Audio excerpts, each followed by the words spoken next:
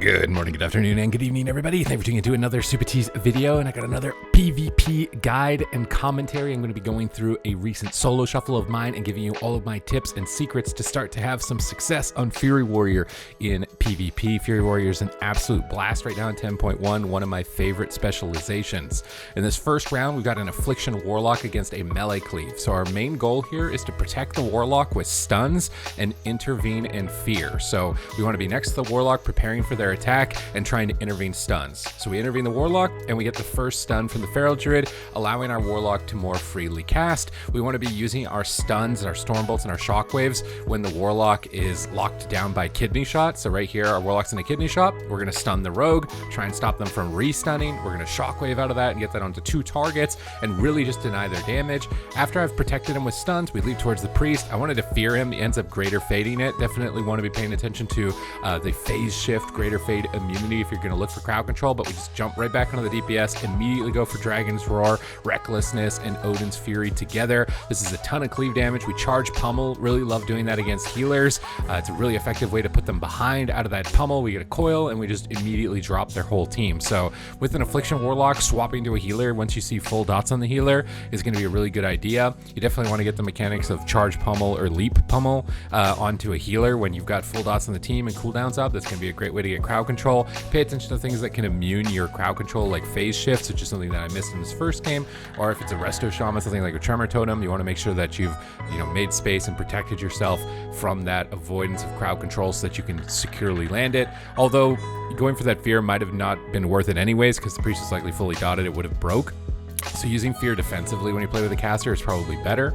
Here we've got Affliction Warlock Subtlety Rogue, we've got a Feral Druid. So our main goal is to attack the Affliction Warlock. If you watch my tier list on the best targets, you don't really want to be focusing a Subtlety Rogue. Affliction Warlock's going to be better. We get a double fear on the Rogue and Priest in the opener during the stun lock of the Rogue. This really slows down the opener for that target. The Warlocks use Dark Pact, so we're holding on to our offensive cooldowns. We don't want to pop into that shield. We're waiting for the shield to go down. We're just slowly whittling them up. Here we swap to the Rogue into a stun. This can be a good idea, but generally spending too much time training them is going to be a bad idea. But if you have a stun and they don't have a trinket, swapping to them can be a good idea. Here we get really low in a stun. We're going to pop our Enraged Regen. Just pay attention to your own health bar here, especially when you see Shadow Blades from a Rogue. Usually you're going to want to be using Enraged Regen. We get an off bash onto the Priest here. They're all kind of stacked up, and I'm really just waiting to Dragon's Roar here until the barrier goes down, and I see an opportunity to swap to the Priest. And right here you're going to see why Priest is like on the bottom of the tier list for don't attack this thing, because it's really tough to kill it normally. Even with all of my cooldowns, this Priest is still kind of like holding on and really making it tough. But when you're playing with classes that have Mortal Strike like Feral Druid, you can't really stack yours. You'll notice that I have no stacks on any target, and that isn't because I'm not pressing Rampage. Here we get Kidney Shot. We get gripped out. I kind of trinketed it prematurely. Usually you want to trinket a Smoke Bomb or a Shadowy Duel. I was kind of anticipating that to come out from them. But the main thing here is to try and pay attention to where the Feral Druid has their mortal wounds, because you can sometimes switch to a target and get stacks up and then create like a swap opportunity when you're playing with an MS melee. Otherwise, you're just doing what I'm doing, which is maybe you should just unspec the talent, even though it's really like core to Fury Warrior. Here we get a double fear while our healer is interrupted. So I paid attention to this interrupting the healer.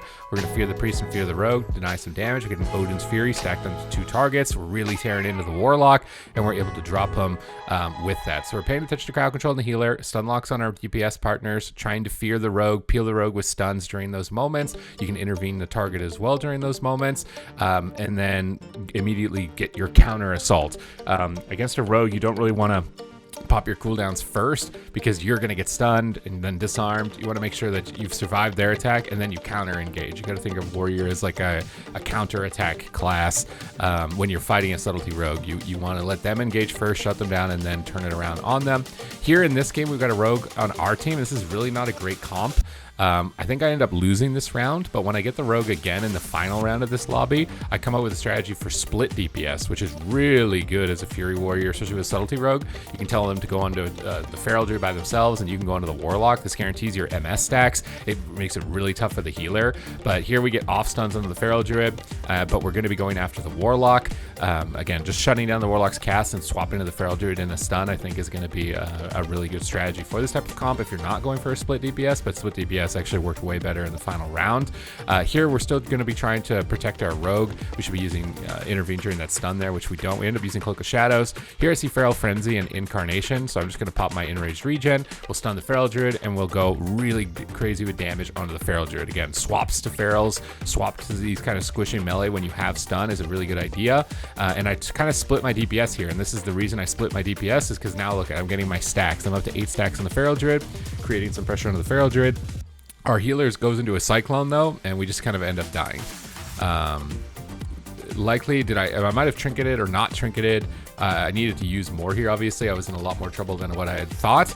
But you can see that round went like totally not good for us at all. And sometimes that'll happen, and what you need to do is not like get upset about and go like, oh my god, the rogue is so bad and I can't win with the rogue. You got to think outside the box. So I was thinking through the rest of this lobby, like, how can I win that round with the rogue? And I came up with a split DPS strategy, which we'll implement a little bit later on.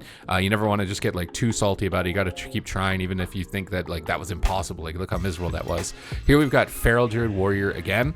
So protecting the Feral Druid from the opener, because likely the Feral Druid's going to be the target for the rogue. We get opened up on. Our priest is in a sap. We're going to pop our Enraged Regen just to make sure that we can stay ahead. Our Feral Druid goes into a kidney shot here, so we could use our stuns onto the Shadow Dance. We end up not using it. We get Double Fear onto the Rogue and Priest instead, go for a Stormbolt onto the Warlock. And against Warlocks, I don't really pop all of my offensives right away because they want a Dark Pact at high health to get maximum value. I like waiting until the Dark Pact is either completely absorbed through damage or is just run out based on time. And then I'll usually, if I want to like bait the Warlock to port, I'll pop my cooldowns, but here he ports on his own. So once that port's on cooldown, I know that I can just kind of pop everything that I want on the Warlock. He's not going to have great ways to escape. We get a Shockwave on the healer into a Cyclone, and now the Warlocks use Gateway as well. So no portal and no Gateway. I intervene to the Feral to reconnect and pop all of my cooldowns. I know the Warlock can't get away from me. There's no mobility. This is a great time to time all of my cooldowns. This is probably a big mistake you're making against a lot of Warlocks, is you're popping all your cooldowns into Dark Pact and then they're just porting away from you and laughing at you while they snare you and run. You usually want to be baiting those prior to that point, and this is going to get us a lot more pressure onto the Warlock. Feral Druid cycloning up the Rogue. We're just continuing to maintain and train down the Warlock. We can Shadowy Duel, but don't just not do damage. You got to immediately just attack anything that's nearby. I see that as like a common mistake from people in solo shuffle, is that once a target either kites out of range or goes somewhere else, or you get Shadowy Duel, you just stop attacking. It's like, just because that's the main focus target doesn't mean you can't do damage to the other target. You want to always be doing damage. Here we get a Triple Fear. We've got the Rogue rotted down low from bleeds. We got the Warlock still being pressured. I'm not swapping to the Rogue unless I got a stun. We don't have one right now. Pain suppression on the Rogue here is a bit of a mistake because the Rogue is not going to die, but this opens up an opportunity for us to just get a kill on the Warlock. Here the Warlock makes a mistake too. If you got a Subtlety Rogue on your team, you don't really want to stun. You want the Rogue to initiate all the stuns, because now I'm on stun DR and the Rogue can't do anything. The Priest is cycloned. I fear the Rogue anyways, just for good measure, and we're able to slam dunk the Warlock as a result. So if you have a Subtlety Rogue or Rogue in general, you don't really want to be stunning, because that's literally their entire class. That's the only reason that they're there to play. That can cost you rounds, whether it's the Rogue saves you when you're stunned or the Rogue setting up their damage. You don't want to be stunning when there's Rogue. Even as a warrior, you want to be saving Stormbolt and Shockwave, maybe as like an emergency or on DR or something if the Rogue gets peeled and can't DR stun. Probably better to build a talent tree that honestly doesn't have any stuns when you get like a Subtlety Rogue in your team. Might be something that I'm taking into consideration, but you want to let the Rogue do most of the stunning. Maybe take it as a failsafe in case they don't perform well or something. Here I run across the ramp. I try and Whirlwind the Feral. We don't find him. Again, we're looking to try and intervene, stun, and fear in the opener. And I can see that the Warlock is starting to get low. Dark Pact from the Warlock. I get a fear out of the Priest and the Feral Druid, and I stun the Rogue. It's overlap with the Coil. Could have waited to see if the Warlock would land a Coil. We had another fear out of that onto both of them. I can get like a triple Shockwave if they stay stacked up here, but they're also in a barrier, so it'll take a lot less damage. I start going after the Priest right away. Seemingly, it seems like with an Affliction Warlock going after a Priest is not necessarily a bad idea, and you can pummel the penances, but we're just getting our stacks going up onto the Feral Druid. Get a double Shockwave here, interrupt the Cyclones, stop crowd control on your healer is super important. Rogue desperately Shadowy Duels, so I swap over to the healer for a moment. I see full dots, and I start popping all my cooldowns on the healer with that full row of dots and a stun. So this with an Afflock is like the only time where I think attacking a Disc Priest can be a good idea, because the damage over time effects with an MS at 12 stacks is quite threatening, but even with that, look, the Priest is still recovering. We get Drain Souls out. Here I see Shadow Dance, so I intervene. And that's really what I'm looking for from the Rogue is Shadow Dance. I want to intervene, and I want to soak as many stuns from the Warlock as possible during that time, so that they can free cast into the future. We charge over to the Priest to try and pressure them so that they can't cast. In this position with how low their teammates are, and if they can't cast, it's going to be really tough for them to recover. So I just want to be an annoyance to them. And then we're going to leap over. We stun the Feral Druid. It's a little bit too late. Wanted to stop the Cyclone, but he ends up dying anyways. Seems like Affliction Warlock Fury Warrior is really good randomly into Discipline Priests. Is something that I kind of learned from this lobby. But now here we go. We've got the Rogue. This is the guy that we lost miserably with, and we could have just been like, oh no, this Rogue's going 0-6. There's nothing I can do. But I was thinking like, okay, what's the best strat here? As a Fury Warrior, I can probably solo an Affliction Warlock. As a Subtlety Rogue, you can probably solo a Feral Druid. And as a Disc Priest healing them, you'll probably freak out when they're both dying really fast at the same time. So I tell the Rogue to go after the Feral Druid and do what you need to do to try and solo the Feral Druid, and I'm going to try and solo the Warlock. And this is like secret text split DPS, but I think it's really effective with Fury Warrior because this guarantees that your MS will actually get to stack on a target if you split DPS. So we get a sap, I charge the Warlock, he's going to port, but who cares? I didn't pop any cooldowns. This is exactly what I want. I want the Warlock to use their mobility before I've used cooldowns, so I charge again over to the Warlock, not able to connect, we get stunned up, but the Rogue's going after the Feral Druid. I go for a Storm Bolt. You see they put barrier on the Feral, but I'm on the Warlock. So now that the Warlock has no portal and he's far away from his gateway, I can pop all of my cooldowns. There's no barrier. I can just go right into this unending resolve, keep trucking in damage and get tons of pressure while the Priest was thinking that the Feral Druid was the main focus. We can shockwave the Drain Lives. He duels the Priest to stop him from healing, and we can clutch out a win in that final round, get us 5, even despite the fact that this Rogue was about to go 0-6, and like the last time we played, it went really miserably. Sometimes when you get that type of lobby where somebody's going 0-6, you got to do something that's really different and try and surprise the other team, because they're probably used to like, oh, the Ferals are getting tunnel, and I'll use Pain Suppression, you'll be fine, and wait, what's going on? They're splitting their DPS. I wasn't expecting this. And you can kind of pull out a clutch win with like a weird strat. Sometimes tunneling the healer can be good, but getting against this Priest probably not going to be the best option. If it's a Druid or an Evoker, could be a good idea.